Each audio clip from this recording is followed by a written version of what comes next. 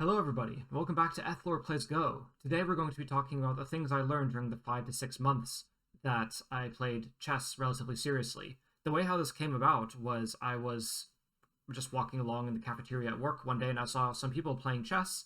And I thought to myself, we're kindred spirits. You know, you're chess players, I'm a Go player. Why don't we team up and make a little club? And that's what we did. And of course, I played some chess and got my ass whooped. And then I thought, okay, well, it's time. I've always wanted to learn a little bit of chess, so I'm going to take this time to actually learn. And so that's basically what I did. And so today I'm just going to be talking about the things I learned by just being around in the community. So I think the first thing that I learned was you don't realize how much progress you've made until you start over again. So I think as you get stronger or as you progress in something that you're trying to get better at, eventually it becomes easy to take what you do for granted because there's always somebody stronger. There's always the bigger fish. And so you think to yourself, well, I'm not that strong because of X, Y, Z. These other people, or in this context, there are other people who are stronger. And I didn't realize how far I'd come and go until I started over. And then I realized I had to make all of that progress again. So that was really crazy. Like, it got me thinking to myself. So if I'm roughly 1900 elo as like a 1Q player, roughly, how would that stack up in terms of like chess rankings? And then I realized, I thought about it, and apparently it's about 1 to 1. So for instance, like master, which is roughly the same as a 1 dan in Go, that's about 2200 elo, and in according to some histograms where you can look at like with a percentile of players, 1 dan is about it's not really 95th, it's more like a 93rd percentile player. But if you do the same with chess, you realize, a 95th percentile player is actually only 1300. So you realize that the chess histogram is actually very bottom heavy. So you have a lot of people who've just learned how to play. I myself only got from between 300 to about 650 within the span of like half a year, maybe not quite half a year, but almost. So like beneath 1000 is kind of what you'd consider to be a beginner. You might consider 1000 to be about 10Q perhaps, and then a lot of people really drop off past 1500 and then definitely past 2000. So but that's very different to if you compare that with Go rankings, where Go rankings, technically they should really only start at like 30K, but putting that aside for now, the point is that a lot of Go players are more around this 10Q mark. And not very, there are some beginners, but the point is that Go has a very dedicated fan base. And whereas chess doesn't quite have the same, they have a lot of people who know how to play because the game is more popular, but they don't necessarily, they're not as dedicated to it, basically, which I thought was a quite different in like the overall approach. It doesn't mean that there aren't dedicated chess players, of course, but it just means that in general, in terms of like the global population, there are more chess players, basically. And so one of the lessons is basically just that you're stronger than you think, and you feel the weight of all the progress that you've made once you go back to the start again, and once you have to start all over again.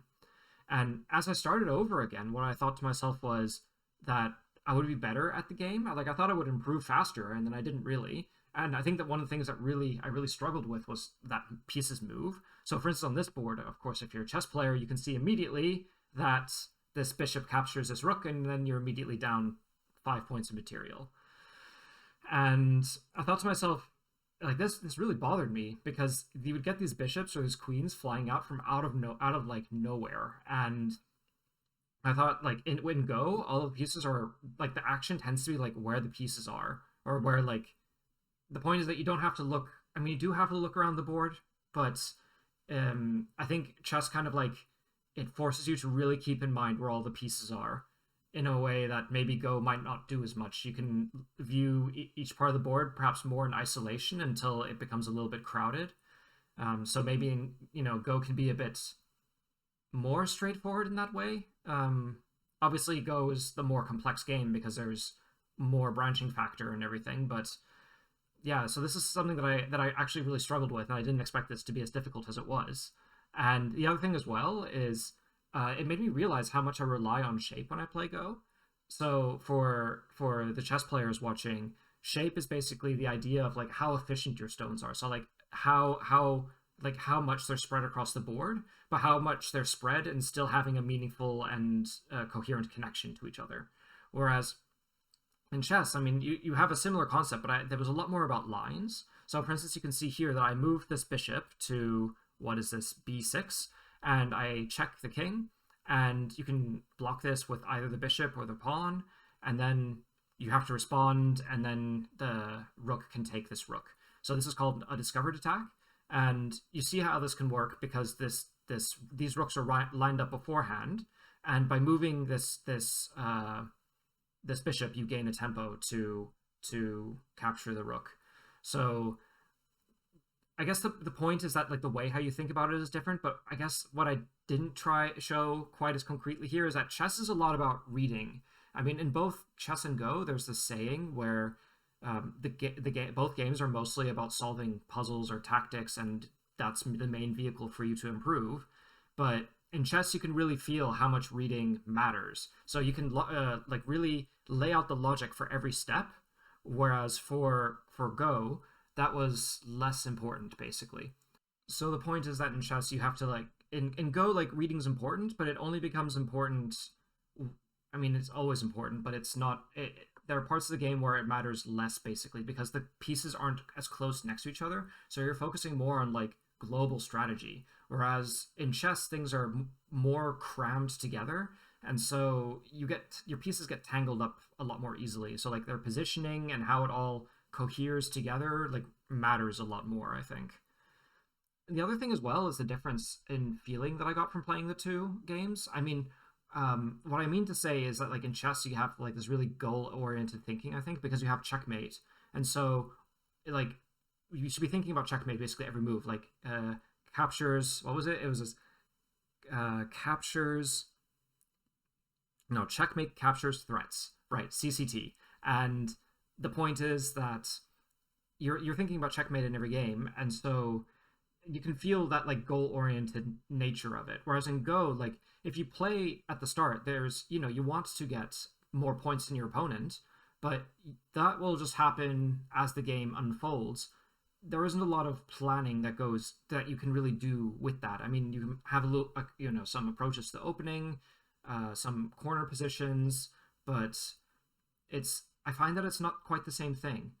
I guess that doesn't mean that there isn't such thing as like balance in chess, because for instance, you can like be too aggressive and overstretch your position. Those concepts are all still there, but somehow like the change in the goals of the game change the way how you approach it. Whereas in Go, you have like one of the top players who was like, Li Changho, who was one of the top players for a really long time, like 15 years, I think it was, something around that. Like it was between like 1 and 2 decades. He was known as the Stone Buddha, and his style was such that he would do nothing and he would win the game, and that was just really striking that a player like that could just be the top player for such a long time. Like this wasn't like some professional with a style like this. This was the dominant player for almost 2 decades, if not 2 decades. Like this was just insanity. So like I do notice a difference between the two games when I play them, but yeah, I guess different people have different opinions on that. Another thing as well is that chess is a massive stickler for precision. So here, there's this YouTube video, really popular by Ben Feingold, saying, "Oh, the reason why you're not improving at chess is because you blunder every move." And of course, like I also blundered my queen every game. So I mean, not really, I did improve, but the way how I improved was by taking all of my blunders and turning them into problems, and then I would say like, oh, find the blunder. Like I would have my pieces, and I would have to try and find the enemy's move to capture my piece, and I have to do that in under 5 seconds. And I would do like many of these problems. I'd collect them from my games, and yeah, so that's a big part of how I just improved, by just getting rid of the blunders and just diligently working at it, and like miscaptures and stuff like this, like stuff that you don't have to like read. It's just on the board and you just have to see it. So yeah, I think the other like that makes chess a little bit easier to debug as a game, because if you lose a piece, it's very clear as to like what went wrong. Whereas in Go, if you lose pieces, there's often more to it than just like the immediate move where you lost the piece. There's like how you got to that structure and everything. I guess there's like once again, there's a similar logic. They're similar games, but yeah, chess really forces you to be really precise in terms of like how you think, and that's something that I welcomed as a Go player, because as I mentioned, there's a lot of just like, oh yeah, there's these shapes and these groups look weak, and there's a lot of this intuition is very fuzzy, and I think chess really held me to account in a way that Go maybe didn't do as much. And I think another thing that I learned was how much Blitz is an option. So I think in the Go community, I mean, this might not necessarily be true, but this is my impression, is like the idea is, oh yeah, Blitz is never valid. You should always play longer games, and this is the way for you to improve. And I think the same advice exists in the chess sphere, but Blitz is such a force and such an established part of the game that that narrative isn't quite as strong. And the difference, I'll make a video on this in the future, but basically the difference is that for if you play Blitz games, you should play, you know, maybe 3 or 4 and then review them, and then only once you've reviewed those games continue. Whereas what people end up doing is they end up, you know, just chugging a bunch of bullet games, like not even Blitz, like properly no thinking games, and then never review the games. So this is basically a difference. And the value in playing Blitz is that strengthening your intuition. So taking a step back from the board, and it's just, I mean, in chess, it's less about stepping back. It's more about like trying really hard to make sure you keep everything in mind. But for Go, if you play chess, it allows you, or for Go, if you play Blitz, it allows you to step back from the game and look at the overall flow, as opposed to like focusing very hard on each minute detail. There's a lot of value in this. And yeah, by playing chess, this was something that, like, for instance, I have a video where I talk about how passive players at Go, like the calm type players, how they can improve. And I talk a bit about like handicap Go and, you know, playing on smaller boards like 9x9, but actually playing more Blitz is probably also something you can add to that as well. So yeah, that's something that you can do. The chess players also use AI a lot more as well. So they use it. I mean, the very obvious one is endgame training, but also starting from certain positions that you want to practice with, or opening practice, practice against specific styles. So I think like the benefit in using AI is that it allows you to control certain scenarios. So you can focus on a certain part of the game, or you can focus on a certain style, and you'll face an opponent who is programmatically going to do the same thing or use similar ideas every time. That's something that's perhaps taken for granted, and that's something that's also a little bit different. I think like in the Go community, AI is a bit new, and so I think we're a bit more hesitant about it. Whereas in the chess community, AI has been there for a much longer time, and so people are a lot more comfortable with it in terms of like what it's good for, what it's not so good for, and what you can use it for. And it turns out to be more than we probably think. What's really cool as well is that on chess.com, they have like Mittens, who was like level 1 Elo, who was actually like a really, really strong AI, and who terrorized everybody. And then there was also like these dinosaurs where, yeah, chess.com makes like these characters, and when you play moves, they say things, and they have certain openings or certain things that they try. And yeah, that's a lot of fun. So yeah, it's I think like on the first take, this is the second take of me shooting this video, but I think in the first one it's like, oh yeah, maybe not the best way to improve. But that's, once again, I think my bias talking. This is probably a better way to, as long as you can like control your tempo and not, you know, blitz out, which once again has its uses, but so long as you can control the tempo a little bit, then this is probably a valid way to spend some time if you have fun doing it. The other thing as well is how in Lichess, they have this huge problem database, and this is really, really cool. And I think the closest thing that we have is on 101 Weishi, which is a website where we have Go problems. They categorize a little bit, but I think the detail that they have here in Lichess is really amazing. And it's a shame that we don't have something similar to this, because this would be a really great way to improve if this is something that we had. So I thought that was really cool. And I also really love the memes that they have in the chess community. So here is Hikaru Nakamura. He's pre-moved to the end of the game, and then he just gets bored and he says, well, whatever, I'm just going to castle. And I just think, I mean, it's hilarious. But yeah, I think like they have a lot of really great memes. Or like here, this one, where we have the bishop that moves to c3. If they had moved a little bit further, then they could capture this rook here. And Levi says, oh, just 3 more squares. What are you doing? And yeah, I think there's hilarity in the chess community. They have clips, they have memes, and I think they have a lot of fun with their game, which I think is something that maybe we could learn from a bit more. I mean, I think we have some memes as well, but they have a lot of memes, the chess community. So I mean, it's probably just because you have a lot of beginner players, and so this is stuff that keeps them engaged. But maybe that's something we can do more. So yeah, that's something that I really enjoyed. I think what also I really enjoyed was here this chess simp account. So it would be like 100 elo chess, which is like the beginning of the chess ranks, and it's like, oh, chess, but maybe chess is the friends that we made along the way. You cannot take any of the opponent's pieces, and you have to draw the game. That's fun. Or like here, chess, but gravity's reverse. Your pieces that aren't pawns can only move to squares that have pieces or a pawn right in front of them.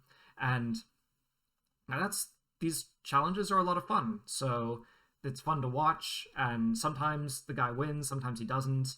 But yeah, it's once again, like, I think at this point in the last take, I said something spicy, and I'm going to say it again because unfortunately I believe it, and I'm going to tease the chess nerds a little bit. But how do you make a game more fun when it's just a bit too simple? And the answer is you make a bunch of challenges, and you play Blitz, you play really fast, and yeah, you just have fun. So how do you have fun with a game? You just enjoy it. And I think that's something that you can really learn from the chess community, because it's clear that they love their game, and it's cool. And the other thing as well is like all the websites that they have. So there's like Nocti, where you can play versus an AI, and once again set it up to have certain techniques or to get certain feedback. Or they have Chessable, where you can memorize openings, and also like Lichess is like amazing resource as well. So I think this is something that we lack a little bit. Like we have some websites, but they're not as well developed, and all of this. And that's not to like put Go down. I think it's just that it just goes to show, or like it's highlighted to me, I guess I should say, that there's so much work that can be done. There's so much that we can grow the space, and to make it more engaging, make it better for beginners. And so I don't get down by realizing all this. It makes you realize what's possible. And I think that's something that I've really learned from being around the chess community a little bit. On the other hand, if chess is hard, and here there's a guy who's crying, and of course, like the reason why I went back to Go is because I was in the middle of my first losing streak. For some reason, I just could not see the knights coming. Like, I really struggle with the knights, and I thought to myself, well, if I'm going to play and try hard, then why don't I just go back to the game that I actually like? Or maybe. And I thought to myself, if I'm going to try hard and have losing streaks, then I should go back to the game that I'd really rather be playing in the moment. So I thought to myself, like, oh, okay, it kind of like highlighted to me why that, because I didn't enjoy, like, because I wasn't planning on staying with chess long term, that it wasn't something that I was going to stick out. And so but on the other hand, that was also really useful, because that meant that I could lose a lot of games and learn and not take them seriously, and then say like, oh, well, it doesn't matter, I'm not going to stick with this long term anyway, so no big deal. But I think on the other hand, like, on the one hand, that's not totally the right mindset, because if you're doing something, you want to commit to it. But on the other hand, it's important to be able to take a step back and to say, is in the grand scheme of things, does this matter? And the answer is no. And the way how you can think about it is say like, okay, well, do you remember a game that you played like 10 days ago, 10 months ago, 10 years ago? I have games that I've played more than 10 years ago for Go, and they don't matter, because if you continue playing, then whatever happened in the past just it doesn't have a bearing on your rank. And if it doesn't have a bearing on your rank, then what does it matter? So I think like that taught me a more mentally healthy approach to the game. Whereas with Go, if I'd lose, I'd be like, oh, taking it very seriously, and oh, I have to take it seriously or else I'm not going to improve. And I realize now how much that attitude just like brings you down, and it stops you from playing. So I guess, like, to clarify, I didn't stop playing chess because I was losing. I stopped playing chess because I thought to myself, oh, the game that I really want to play instead is Go, so I should go play that instead. So that's basically how that reasoning went. And I think it's a little bit interesting because there's this anime, Hikaru no Go, and this is the main character here, Hikaru, and he has a bit of a break from the game. Basically, he has his best ghost buddy who decided that he had fulfilled his purpose and moved on from haunting the real world, basically. And so the main character goes, "Oh, where's my best ghost buddy? I'm very sad, and I'm never going to play Go again because I don't have him here. And maybe that will make him come back." And here he plays a game begrudgingly against his old classmate, and just as he's going to play a move, he's like, "Oh, my best ghost buddy, Sai, can you forgive me? He really needs a game with me because we don't have closure or something." And so as he's playing this move, he realizes, "Oh, this is the move that Sai would have played." And he looks behind him, and he's like, he's still not there, but then he kind of turns around and realizes that he can see his best ghost buddy anytime by just playing Go and thinking about the moves that he would have played and reminiscing on that. And it's a bit of a touching scene. Like, he starts crying basically because he's moved. He's like, oh, like he feels this mixture of sadness and relief. And the person who's playing with, Izumi, who you can see here in the screen, he says like, "Oh, it looks like you've been through a lot. I won't push you on why you're feeling emotional, but yeah, it's all right," basically. And the main character, Hikaru, he says he resolves to continue playing the game because he realizes now that that's the only way how he can be with the person who he loves. And yeah, so that's basically, I think I had a similar kind of thing where I said like, "Oh, I was working on this channel and I thought to myself, oh, well, this isn't going to go anywhere and I might as well just focus on my career and, whatever." And I didn't think that I couldn't improve, but I thought to myself, okay, I've hit the point where the time and energy and love invested in improving, it's not having that ROI. So why keep going? And, I think I realize now that the point isn't to, although I do hope that this channel, builds up to something, and although I do hope to improve, I realize now that the joy is in playing the game itself, and that's an important realization to have. So yeah, so that's basically a lot of things that I covered. I learned a lot during this time. I appreciate the chess community for having me, even though it's not a singular thing and it wasn't a conscious thing, but it was fun. It was fun to live among you. So I guess these are the key lessons. That progress feels the heaviest when you start over. You realize how far you've come, and that reading is important, and that chess will really really hold you to account for making sure that you are diligent and not making mistakes. And if you do, then they will come for you.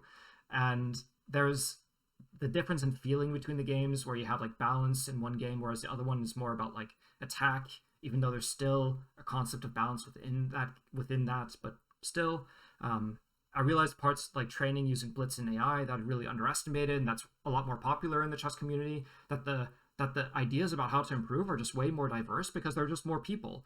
And that means that there isn't as much dogmatic thinking, perhaps. Whereas I think like in Go, especially like in the pre-AI era, like the window of ideas that can be entertained, I felt was a lot narrower. So I think over time this is expanding, and that's a good thing. And it also made me realize the possibilities in terms of that the chess community is so well developed, and that means that we can probably do that for Go as well. And I think that would be a great thing to do because this game deserves to be a lot more popular. So that's something that I'm committed to. And also that it's just a game, that it's healthy to be able to just let things go. Just if you lose, if you blunder, if you whatever, just, it's just a game. Fair enough. So that's everything that I wanted to talk about today. I felt like I learned a lot from playing chess, as I said, but I'll be talking more about Go from here on out. So if you're new, then I hope you check out the videos I have for beginners, and if you are more advanced, then I hope you check out all the other stuff that I have. And I hope that you keep playing games and keep watching videos. Like, comment, subscribe if you enjoy this, and I will see you in the next video.